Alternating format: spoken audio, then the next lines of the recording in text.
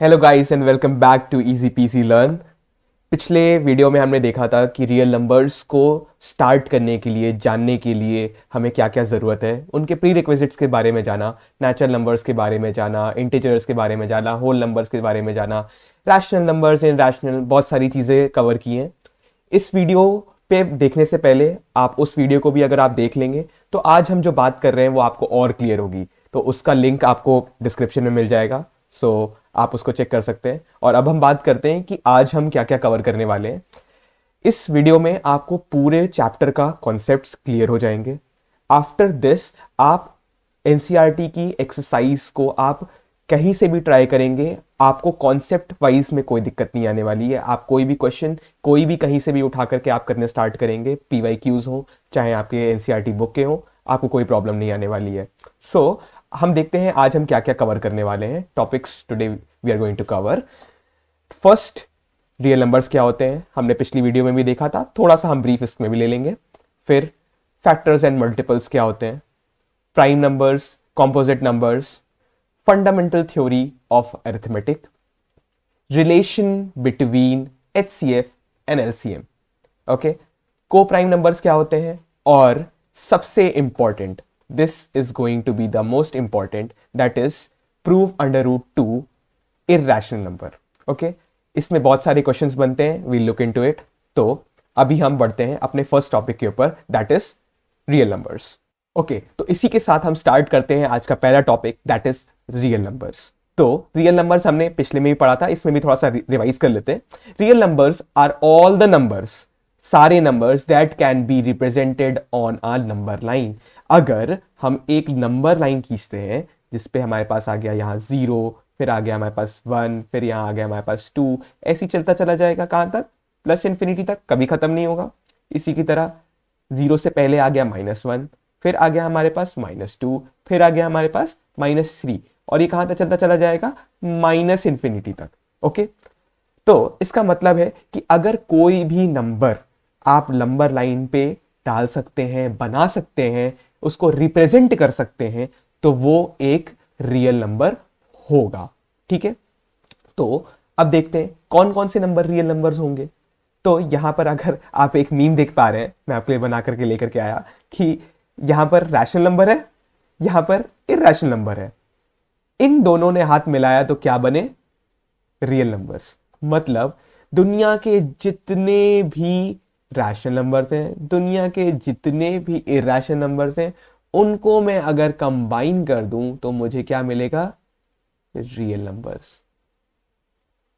Got it? मतलब rational numbers दुनिया में जितने भी आप सोच सकते हैं और जितने भी इर्रेशनल नंबर्स सोच सकते हैं, दोनों को मिला करके जितने नंबर्स बन रहे हैं वो क्या है, रियल नंबर्स है। ओके, रैशनल नंबर कहां से आए, नेचुरल नंबर्स भी रैशनल नंबर होते हैं। ओके,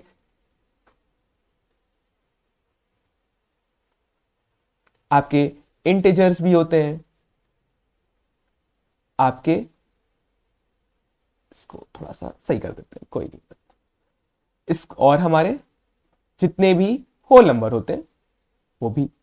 और इनका बेस क्या था कि ये भाई पी बाई क्यू के पैटर्न को फॉलो करेंगे, पी बाई क्यू के, जिसमें पी भी एक इंटीजर होगा, क्यू भी एक इंटीजर होगा, और क्यू कभी भी 0 के बराबर नहीं होगा। ओके, तो इसके एग्जाम्पल ले लेते हैं।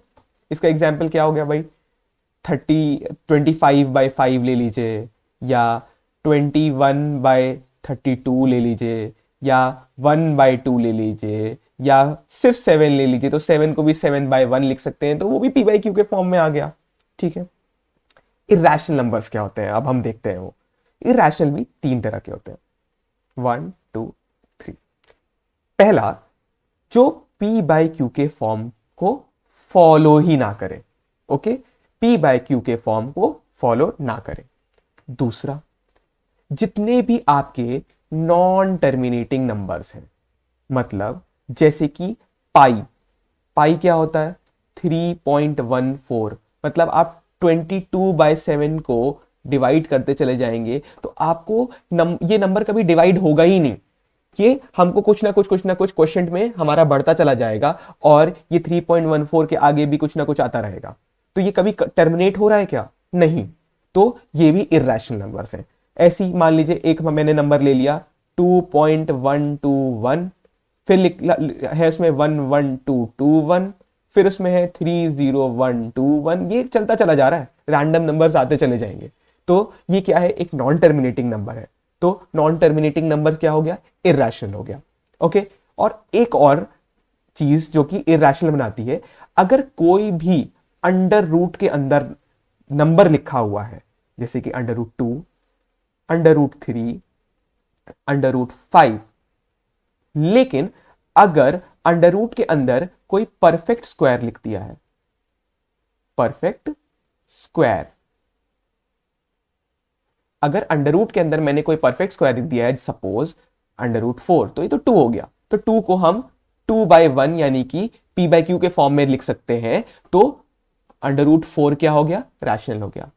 तो कोई भी ऐसा नंबर जो कि परफेक्ट स्क्वायर हो अंडर रूट के, वो तो रैशनल हो जाएगा, बट उसके अलावा कोई भी नंबर हो √2, √3, √5, √37, √29, कोई भी नंबर जो कि परफेक्ट स्क्वायर नहीं है, √15, √18, कोई भी नंबर, तो हमको समझ में आ गया कि रैशनल्स क्या होते हैं, इररैशनल्स क्या होते हैं। और जितने भी ये सारे नंबर्स हैं, इनको अगर हम मिला दें तो हमको क्या मिल जाएगा? Real numbers. ओके। तो हमने देखा कि रियल नंबर्स क्या है? जितने भी रैशनल नंबर्स हैं, जितने भी इरैशनल नंबर्स हैं, वो सारे। ठीक है। तो हम देख सकते, कह सकते हैं ये चीज कि जितने भी रियल नंबर्स हैं उसके सेट के अंदर रैशनल नंबर भी आ जाएंगे, यानी कि 1, 2, 3 ये सब भी आ जाएंगे।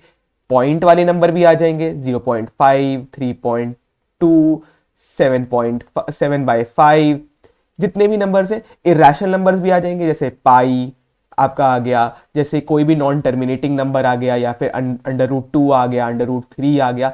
ऐसी जितने भी दुनिया के नंबर्स होंगे वो सारे इसके अंदर होंगे, और वो क्या कहलाएंगे? वो कहलाएंगे रियल नंबर्स। ओके। इसी के साथ रियल नंबर्स आपका खत्म होता है। अब हम बढ़ते हैं नेक्स्ट टॉपिक के ऊपर, that is factors. Okay. Factors को समझना बहुत आसान है, बहुत आसान तरीके से समझेंगे, आपको कुछ याद करने की जरूरत नहीं पड़ेगी। ठीक है। तो हम स्टार्ट करते हैं। चलिए, फैक्टर्स क्या कह रहा है? ऐसे नेचुरल नंबर्स, याद रखना है, नेचुरल नंबर्स जो गिवन नंबर को डिवाइड कर दे। ओके। ऐसे नेचुरल नंबर्स जो कि गिवन नंबर को डिवाइड कर दे। मतलब अगर मैं एक एग्जांपल लेता हूं और मैंने कहा 8, मैंने कहा कि 8 लिखा है भाई, तो 8 को कौन कौन डिवाइड कर रहा है?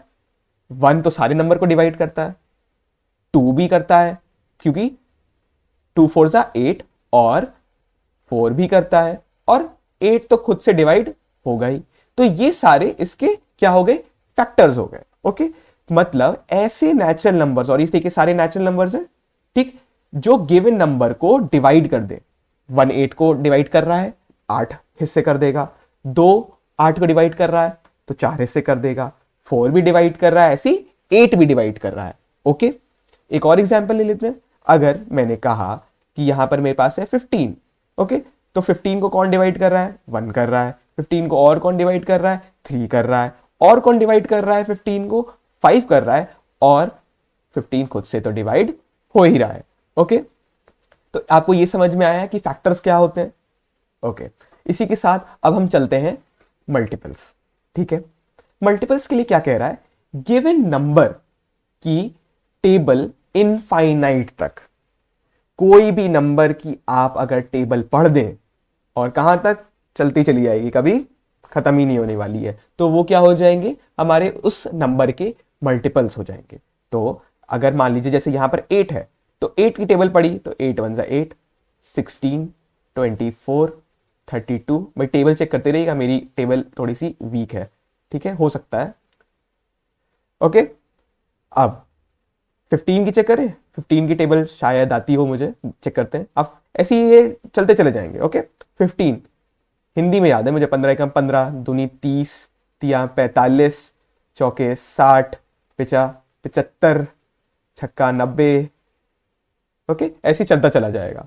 ओके।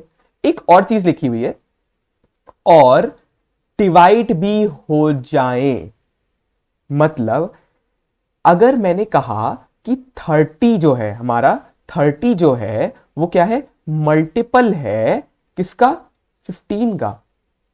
ओके, तो 15 से ये 30 डिवाइड हो जाना चाहिए, हो जाएगा, ऑब्वियस सी बात है। 15 को हम डिवाइड करेंगे 30 से, तो हमको पता है कि आंसर आएगा हमारे पास 2 आएगा अगर हम डिवाइड करते हैं। तो आप अगर देखेंगे कि जितने भी ये मल्टीपल्स हैं वो गिवन नंबर से डिवाइड हो रहे हैं। ओके, एक बार फिर से बोलूं, जैसे 32 है, 32 8 से डिवाइड होगा, ठीक है। तो मल्टीपल्स क्या हो गए, गिवन नंबर की टेबल इनफाइनाइट तक, ठीक, और जो भी मल्टीपल आएगा वो गिवन नंबर से डिवाइड हो जाएगा। ओके, अब हम इसी के साथ अपने थर्ड टॉपिक पे बढ़ते हैं, that is prime numbers and composite numbers. I guess ये सब चीजें क्लास थर्ड फोर्थ में पढ़ी हुई होंगी, बट कुछ नहीं, हम लोग रिवाइज करते हैं उनको, क्योंकि हमारा इन बेसिस से ही ये चैप्टर के क्वेश्चंस लगने वाले हैं। ओके, तो अब प्राइम नंबर क्या होता है, कोई भी दुनिया का नंबर प्राइम होगा अगर उसके सिर्फ और सिर्फ 2 फैक्टर्स हैं, सिर्फ और सिर्फ 2 फैक्टर्स होने चाहिए। या तो वो फैक्टर होगा वो नंबर खुद, और 1 तो भैया सारे नंबर का फैक्टर होता ही है, ठीक है। अभी हमने फैक्टर पढ़ा कि जो डिवाइड कर दे। ओके, तो इसमें अगर मैं एग्जांपल लेता हूं, तो मैंने कहा कि अगर 2 है तो 2 को कौन डिवाइड कर रहा है भाई, 1 कर रहा है। और कौन डिवाइड कर दे रहा है या फैक्टर है उसका, 2 खुद है, नंबर इटसेल्फ। अच्छा, और कोई एग्जांपल ले, और एग्जांपल लेते हैं, जैसे मान लीजिए 5 है, 5 को कौन डिवाइड कर रहा है भाई, 1 तो कर ही रहा है। और कौन डिवाइड कर रहा है 5 को, और कोई नंबर नहीं करेगा, आप ढूंढ लीजिए, सिर्फ 5। ऐसी हमारे पास आ जाता है 37, 37 को भाई 1 तो सबको डिवाइड कर रहा है, और 37 खुद, आप ढूंढ लीजिए कोई 37 को और नंबर डिवाइड करता हुआ, यानी कि उसके कोई और फैक्टर्स नहीं मिलेंगे। अब आप देखिए कितने फैक्टर्स हैं, 1 2 1 2 1 2, बस 2 ही फैक्टर होने चाहिए, एग्जैक्ट 2 फैक्टर्स, ठीक है। अगर जैसी ही 2 से ज्यादा फैक्टर हो जाते हैं वो नंबर बन जाएगा हमारा कॉम्पोजिट नंबर। क्या बन जाएगा, कॉम्पोजिट नंबर। ओके, मोर देन 2 फैक्टर्स, तो कोई भी नंबर हम एग्जांपल ले सकते हैं। सपोज कि हमने यहां पर लिया 9, तो 9 के फैक्टर्स लिखते हैं। 9 का फैक्टर हो गया, एक तो 1 तो सबका होता है, 3 की टेबल में आता है, और 9 खुद। तो अब यहां पर देखिए कितने फैक्टर्स हो गए, 1 2 3। यहां पर हमारे पास कितने फैक्टर्स हो गए, 3। तो जैसे ही 2 से ज्यादा हो गए, मोर देन 2, तो वो नंबर हो गया कॉम्पोजिट या फिर नॉन प्राइम नंबर। ओके, अब देखिए एक और एग्जांपल लेते हैं। मान लीजिए मैंने कहा 15, 15 को कौन कर रहा है भाई डिवाइड, 15 को भाई 1 तो कर ही रहा है, 3 की टेबल में भी आ रहा है, 5 की टेबल में भी आ रहा है, और खुद की टेबल में भी आ रहा है। तो इसी के साथ देखिए कितने फैक्टर्स हो गए, 1 2 3 4। There are total 4 factors which are more than 2, therefore उसी की वजह से ये नंबर क्या हो जाएगा, कॉम्पोजिट नंबर हो जाएगा।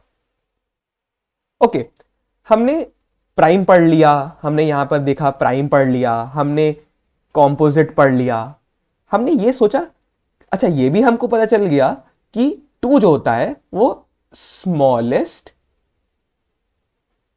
प्राइम नंबर होता है।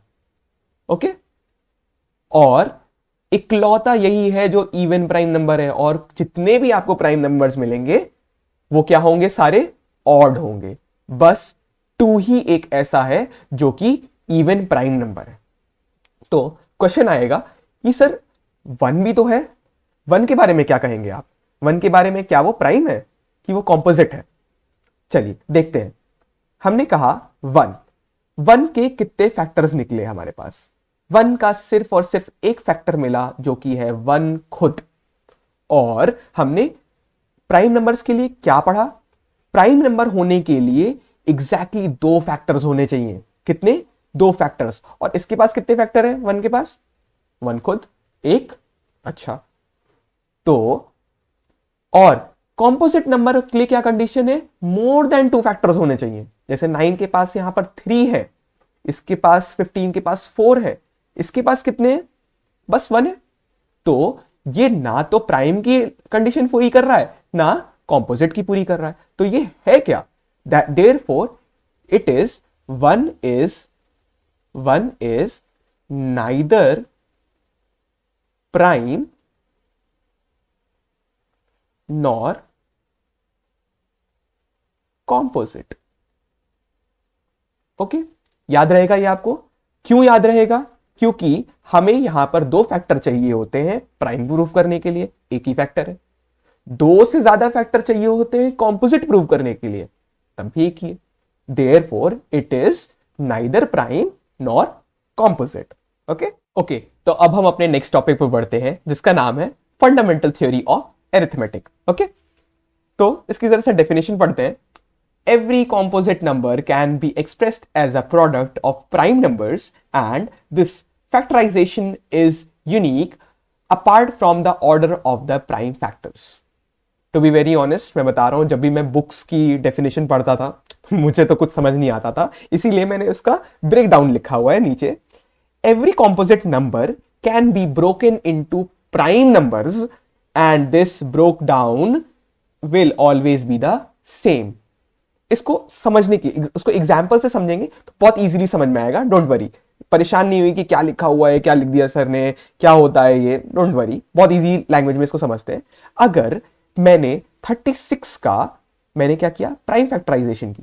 प्राइम फैक्टराइजेशन हमने बच्चे में पढ़ी थी, मतलब 2 एक प्राइम नंबर है, इससे जब हमने निकाला प्राइम फैक्टर निकाला तो 18, फिर 2 से किया तो आ जाएगा 9, 3 से किया तो 3, फिर 3, फिर हमको मिला आखिरी में 1। तो इसके अगर हम फैक्टर्स लिखते हैं 2 इंटू 2 इंटू 3 इंटू 3, ओके, तो हमने ये जब लिखा तो अब आप नोटिस करिए, कह रहा है एवरी कॉम्पोजिट नंबर, 36 एक कॉम्पोजिट नंबर है, can be expressed as a product. Product यानी कि multiplication of what, prime numbers. किसमें? Prime numbers. 2 भी प्राइम है, ये भी 2 प्राइम है, ये भी 3 प्राइम है और ये भी 3 प्राइम है। ओके, तो अब हम क्या कह सकते हैं, every composite number can be expressed as a product of prime numbers. तो अब ये आपको समझ में आ रहा होगा कि ये एक कॉम्पोजिट नंबर है और इसको एक्सप्रेस किया गया है मल्टीप्लीकेशन में, और जिस नंबर का मल्टीप्लीकेशन किया गया है वो सारे नंबर्स प्राइम है। ओके, अब वो कह रहा है दिस फैक्टराइजेशन इज यूनिक, यानी कि आप जब भी 36 का आप करें, मैं करूं, दुनिया में कोई भी आदमी 36 की प्राइम फैक्टराइजेशन करे, उसके पास एक 2 आएगा, एक 2 आएगा, एक 3 आएगा, एक 3 आएगा। Apart from the order, order कुछ भी हो सकता है। ऑर्डर मान लीजिए 3 लिख दिया मैंने पहले, फिर 2 लिखा, फिर 3 लिख दिया, फिर 2 लिख दिया, मतलब तो वही है। ऑर्डर कुछ भी हो सकता है। ओके, इसी के साथ एक और एग्जांपल देते हैं, 120 को करते हैं। 120 को किया 2 से तो 60, फिर 2 से किया 30, फिर 2 से किया तो 15, फिर 3 से किया तो 5, फिर 5 से किया तो 1 आ गया हमारे पास। इजी। तो यहां पर देखिए, यहां 1 भी आएगा, ठीक है। 1 क्योंकि क्या बोलते हैं, हमारे मल्टीप्लीकेशन को इफेक्ट नहीं कर रहा होता, इसलिए मेरे से स्किप हो गया, कोई बात नहीं। 2 इंटू 2 इंटू 3, एक सेकेंड, एक 2 मिस हो गया हमसे, कोई बात नहीं, 2 लिख देते हैं वापस। 2 इंटू 3 इंटू 5 इंटू 1, ठीक है। अब ये भी वही प्रॉपर्टी फॉलो कर रहा है कि ये एक क्या है, कॉम्पोजिट नंबर है, और जितने भी इसके फैक्टर्स हैं वो क्या है, मल्टीप्लीकेशन में है और प्राइम नंबर है। ओके, इतना समझ में आया। इसी के बाद अब हम क्या करेंगे, finding HCF using prime factorisation. इसी प्राइम फैक्टराइजेशन को जो हमने की है, इसके मदद से हम क्या निकालेंगे, इन्हीं दोनों नंबर्स का एचसीएफ। आप किसी भी दो नंबर का निकाल सकते हैं, ये एक एग्जांपल है। तो अब हम एचसीएफ निकालने के लिए क्या करते हैं, दोनों के प्राइम फैक्टराइजेशन में से कॉमन ढूंढते हैं। क्या ढूंढते हैं, कॉमन ढूंढते हैं। ओके, तो अब देखते हैं कॉमन क्या क्या है। ये 2 कॉमन है भाई, एक बार फिर से बना देते हैं, ये 2 कॉमन है और ये 2 कॉमन है, ये 3 कॉमन है और 1 कॉमन है। कुछ और कॉमन दिख रहा है आपको? नहीं। तो जो भी कॉमन है 2 बार है, दोनों जगह आ रहे हैं, तो उनको एक बार लिख देना है।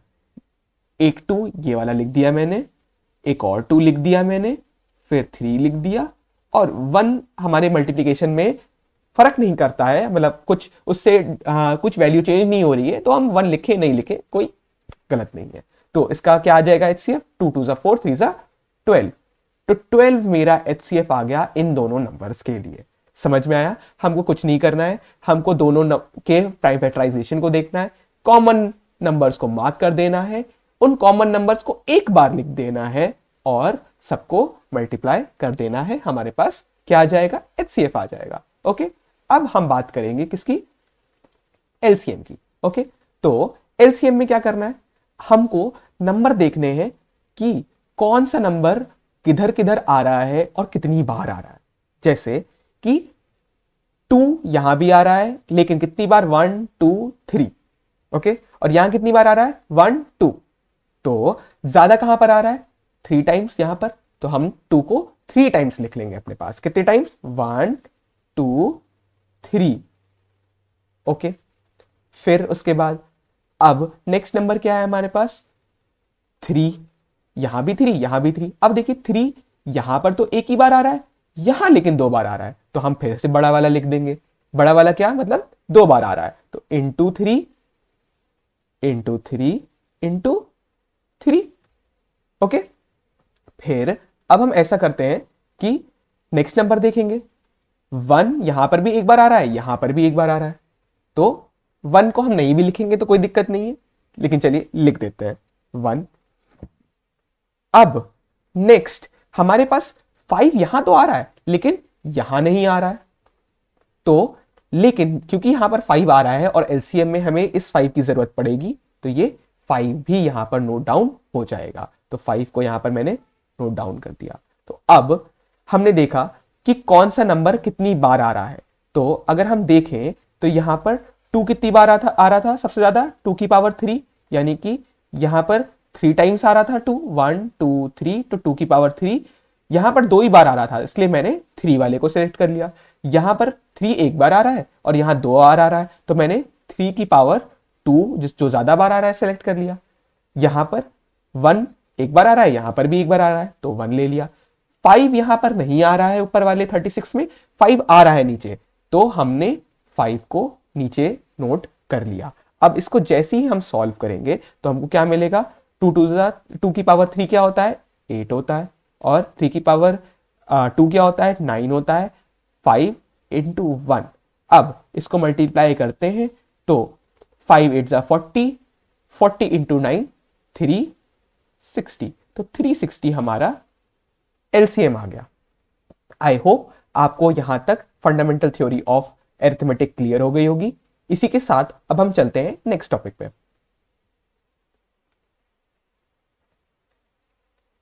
नेक्स्ट टॉपिक है हमारा relation between HCF and LCM।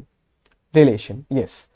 तो क्या कहता है वो कि HCF और LCM अगर हम किसी भी नंबर का करते हैं तो उन दोनों का HCF का मल्टीप्लीकेशन और उन दोनों नंबर का मल्टीप्लीकेशन क्या होगा?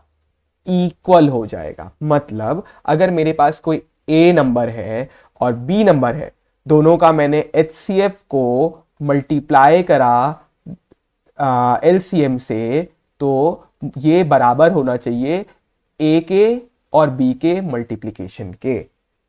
समझ में आया? मतलब HCF निकाला इन दोनों नंबर्स का, LCM निकाला इन दोनों नंबर्स का, दोनों को मल्टीप्लाई कर दिया, इक्वेट करेंगे A के और B के मल्टीप्लीकेशन के, तो दोनों की वैल्यू लेफ्ट और right LHS will be equal to RHS ये आएगी, और हमारा relation between HCF and LCM prove हो जाएगा।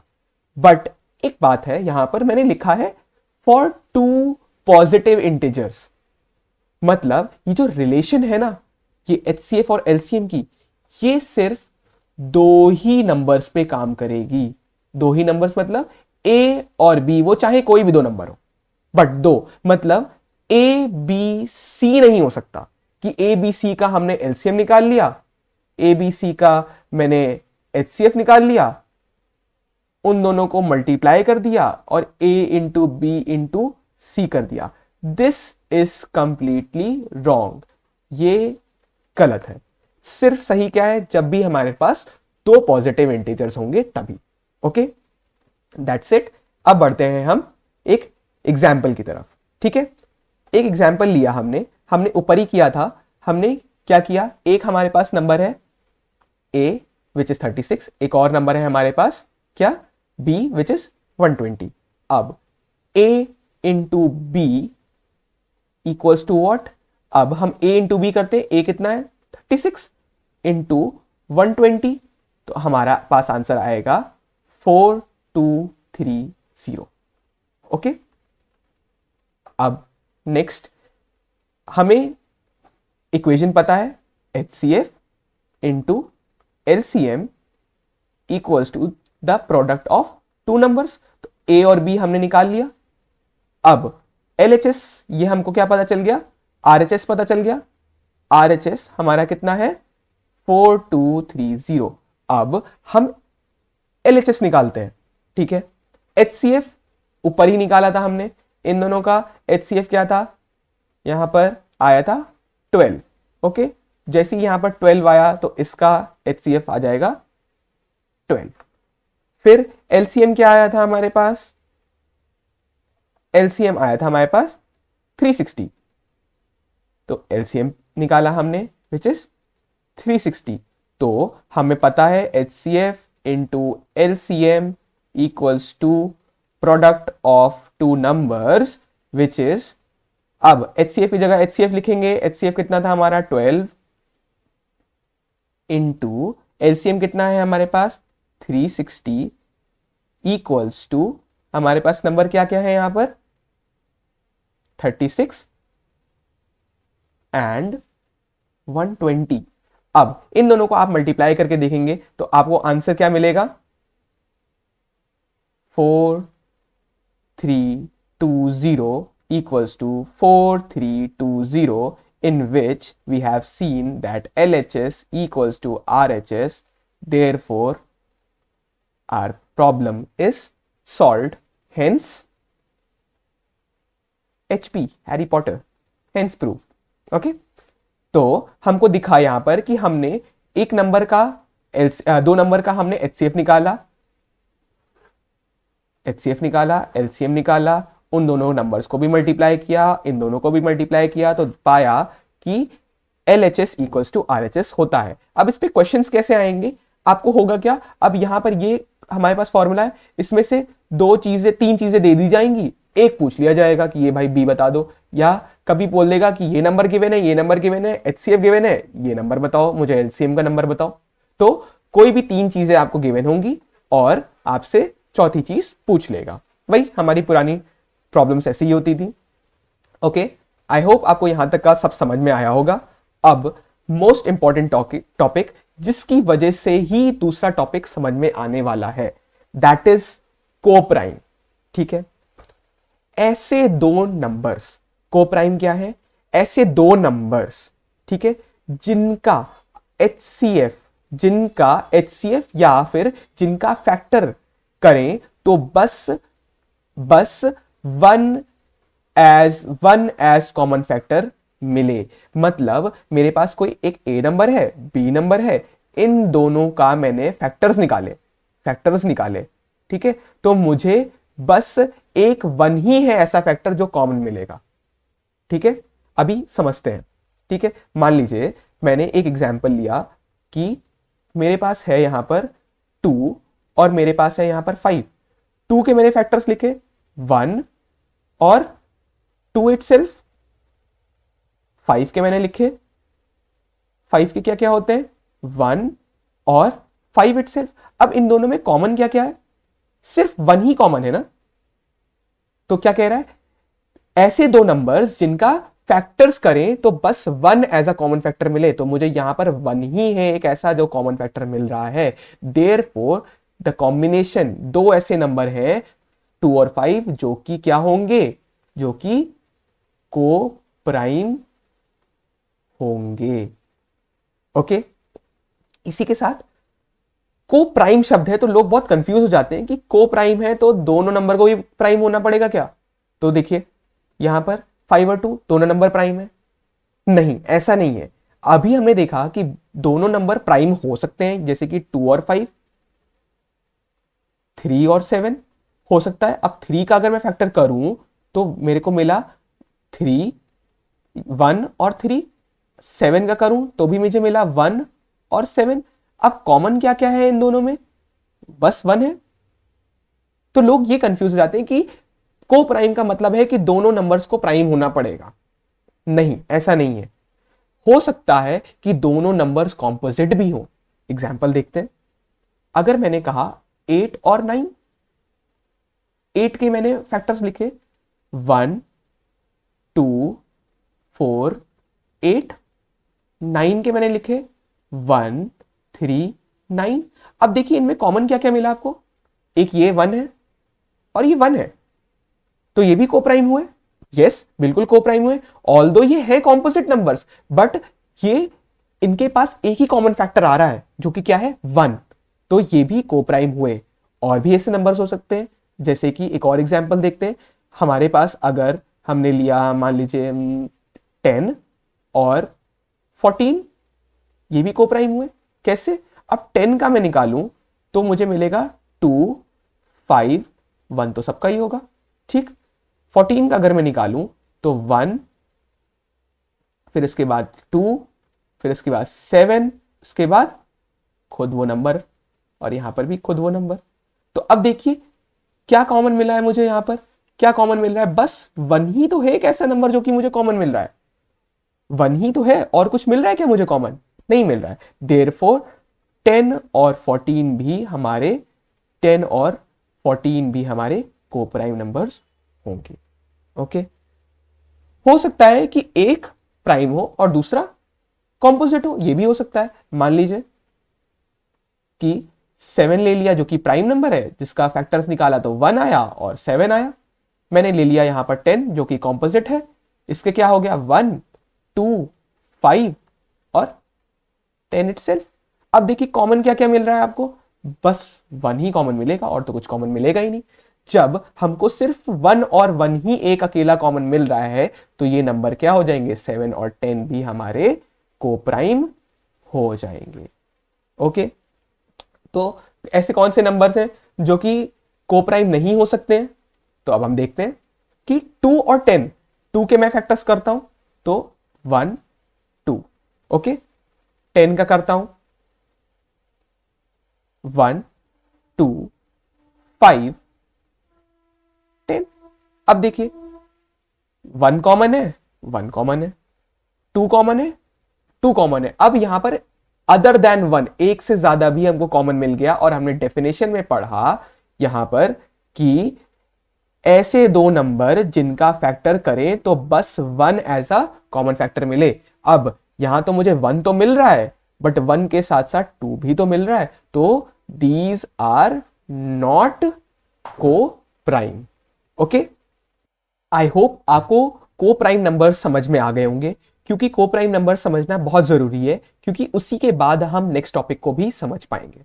ठीक है, नेक्स्ट टॉपिक पे चलते हैं। उसका मतलब है, उसका नाम है कॉन्ट्राडिक्शन मेथड। ठीक है, इसका मतलब क्या हुआ? हमने जो पहले समझा वो गलत है। ठीक है, इसको कहां यूज करेंगे? हम इसको यूज करेंगे √2 को इरेशनल प्रूव करने में। ओके, तो एक एग्जांपल से समझते हैं इसको। ओरिजिनल स्टेटमेंट कहता है कि there is no light in the room. ठीक, तो हमने अज्यूम कर लिया कि भाई ओरिजिनल स्टेटमेंट कह रहा है कि नहीं है लाइट, तो हमने अज्यूम कर लिया कि नहीं है, लाइट है। फिर हमने जाकर के देखा, तो कमरे में जाके देखा, ऑब्जर्व किया कि लाइट तो नहीं है भाई। तो हमने क्या किया? जैसे ही उसको ऑब्जर्व किया कि लाइट नहीं है, तो हमारा अज्यूम की हुई चीज कि ये लाइट है उस कमरे में, वो क्या हो जाएगी? गलत हो जाएगी, रॉन्ग हो जाएगी। तो हमें कंक्लूजन क्या मिला कि जो ओरिजिनल स्टेटमेंट है वो क्या है? ट्रू है। There is no light in the room and that is true. ये हमारा ओरिजिनल स्टेटमेंट क्या हो गया? ट्रू हो गया। इसी के बेसिस पे हम ये वाला क्वेश्चन भी सॉल्व करेंगे, जिसमें √2 को इरैशनल प्रूव करना है। और इरैशनल प्रूव करने के लिए हमने ओरिजिनल स्टेटमेंट क्या मांगा है कि √2 भाई इरैशनल है। ठीक है, तो इसको प्रूव करने के लिए हम अज्यूम करेंगे। क्या करेंगे अब हम एक चीज पे अजम्पशन लेकर के आएंगे कि √2 इज व्हाट? रैशनल। तो हम इसको लिखते हैं लेट अस अज्यूम क्योंकि हम अज्यूम कर रहे हैं अंडर रूट 2 इज रैशनल। ठीक, अगर ये नंबर रैशनल है तो under root 2 will be equal to P by Q का फॉर्म फॉलो करेगा, जिसमें p और q, p and q are what, are integers and q should never be equal to 0। और सबसे मोस्ट इंपॉर्टेंट पार्ट कि p and q are co prime. Okay, p and q co prime भी होना पड़ेगा। ठीक है, को प्राइम है, को प्राइम हमने ऊपर पढ़ा क्या कि सिर्फ एक ही कॉमन फैक्टर होगा 1, उसके अलावा कोई भी कॉमन फैक्टर नहीं होगा। तो अब हम क्या करेंगे, इस इक्वेशन को जरा under root 2 equal to P by Q को हम स्क्वायर कर देते हैं दोनों साइड पे। तो जैसे हमने स्क्वायर किया तो अंडर रूट 2 का square equals to P by Q का होल स्क्वायर। इसको करेंगे तो आ जाएगा हमारे पास 2 P square by Q square. इसको हम ऐसे लिख सकते हैं 2q square equals to P square.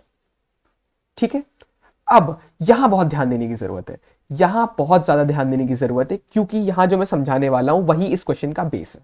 ठीक है, अब देखिए यहां लिखा है 2 into Q square equals to P square, मतलब 2 में क्यू स्क्वायर को मैंने मल्टीप्लाई किया, वो क्यू स्क्वायर कोई भी इंटीजर हो सकता है क्योंकि मैंने क्या कहा था ये इंटीजर है। ठीक, तो कोई भी इंटीजर को मैंने मल्टीप्लाई किया तो मुझे पी स्क्वायर मिला, पी स्क्वायर भी एक इंटीजर है। अगर मैं 2 की जगह क्यू की जगह 3 लिखता हूं तो 2 इंटू 3 6 आ जाता है। ठीक है, तो ये जो 2 है ये इस नंबर को डिवाइड कर रहा है, बिल्कुल कर रहा है, क्योंकि ये जो 6 आया है, 6 क्या है, 2 इंटू 3 का ही तो मल्टीप्लीकेशन है। मतलब 6 का अगर मैं फैक्टर करूं तो 2 और 3 आ रहे हैं कि नहीं आ रहे हैं। तो जैसे ही 2 और 3 आ रहे हैं तो इसका मतलब है कि ये 2 से डिवाइड हो जाएगा, और जैसे डिवाइड होगा तो हमको 3 मिल जाएगा। इसका मतलब अब हम इसको ऊपर जोड़ते हैं कि यहां पर 2 जो है पी स्क्वायर को डिवाइड कर रहा है, जैसे वहां पर 2 इंटू 3 करने पे ये 2 6 को डिवाइड कर रहा था, वैसे ही 2 जो है पी स्क्वायर को भी डिवाइड कर देगा। ओके, तो इसका मतलब मैं ये लिख सकता हूं 2 divides P square and 2 also divides p। मतलब अगर कोई इंटीजर है और उसका स्क्वायर को कोई नंबर डिवाइड कर रहा है तो उस नंबर को भी डिवाइड करेगा। मतलब अगर मेरे पास p स्क्वायर है, यानी कि अगर मैं मान लीजिए 4 का स्क्वायर है यानी कि 16, अगर कोई नंबर 16 को डिवाइड कर रहा है, मान लीजिए 16 को 2 डिवाइड कर रहा है 8 आ रहा है, तो जो उसका जो मेन नंबर होगा, जो इंटीजर होगा, यानी कि 4, यहां पर पी स्क्वायर यानी कि 16, पी मतलब 4 को भी तो 2 डिवाइड करेगा और हमारे पास क्या आ जाएगा, 2 आ जाएगा। ये समझ में आया आपको? ओके, इसी वजह से हमने ये लिखा है कि यहां पर 2 divides P square and 2 also divides P. 2 क्या है, पी को भी डिवाइड कर रहा है। ओके, और इसको अब हम मार्क कर देंगे एज इक्वेशन नंबर 1। अब एक चीज समझिएगा कि 2 में मैंने कुछ मल्टीप्लाई किया तो मुझे p मिला। ठीक, अब उस कुछ को मैं नाम दे देता हूं, क्या, k नाम दे देता हूं, और ये k क्या है, कोई भी इंटीजर है। ठीक, ये समझने के लिए था, ये वाला पार्ट समझने के लिए, इसको लिखेंगे नहीं। तो अब हम लिखते हैं late p equals to 2k। इसमें k क्या है, एक कोई भी इंटीजर है। ठीक, स्क्वायरिंग बोथ द साइड्स, हम दोनों साइड्स को स्क्वायर कर देते हैं, तो p स्क्वायर इक्वल्स टू 4 यानी कि 2k whole square which will be equal to p square equals to 4k square. ठीक, इसको नोट करिए एज इक्वेशन 2, और जरा सा इक्वेशन नंबर 1 में जाइए और देखिए p स्क्वायर की वैल्यू क्या है, 2q स्क्वायर। तो इस पी स्क्वायर की जगह मैं ये लिख सकता हूं कि नहीं लिख सकता हूं? बिल्कुल लिख सकता हूं। तो मैं लिखता हूं putting value of equation 1 in equation 2। तो जैसे ही मैंने किया तो मुझे मिला पी स्क्वायर की जगह क्या आ जाएगा? 2q square which will be equal to 4k square. 2 से और ये 4 कैंसिल हो जाएगा, तो नेक्स्ट लाइन में लिख देते हैं q square equals to 2k square. अब ये देखिए, ये वाली इक्वेशन कुछ इसी के जैसी आ रही है, तो हम कह सकते हैं कि 2 divides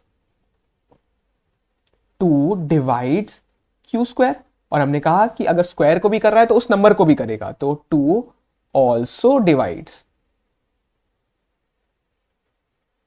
q।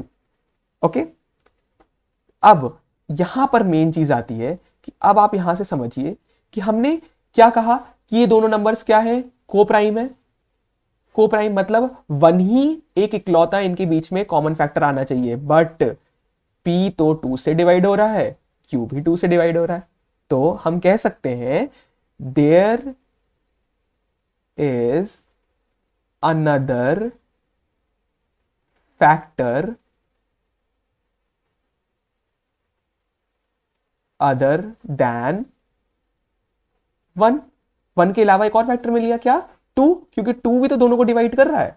That is 2।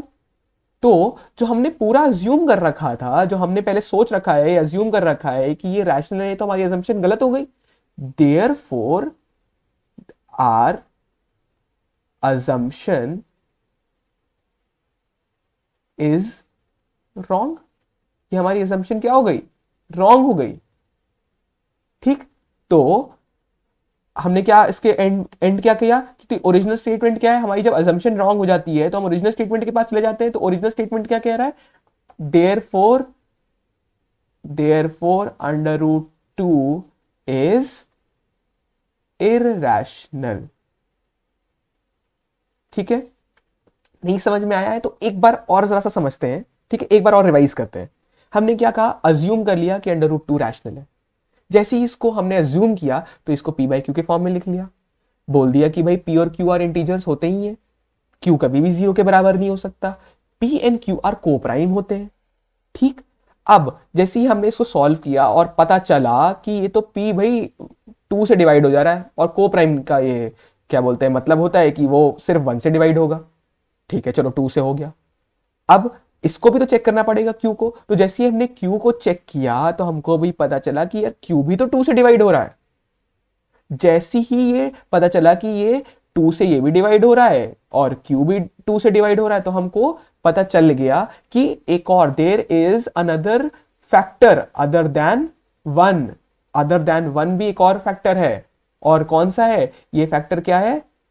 Common है दोनों में। ठीक है, that is 2। therefore our assumption is completely wrong, therefore under root 2 is irrational।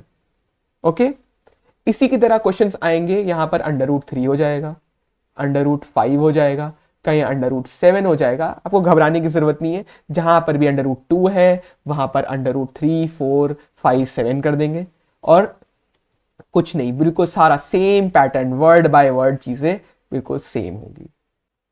I hope यहां तक आपको सब कुछ क्लियर हो गया होगा।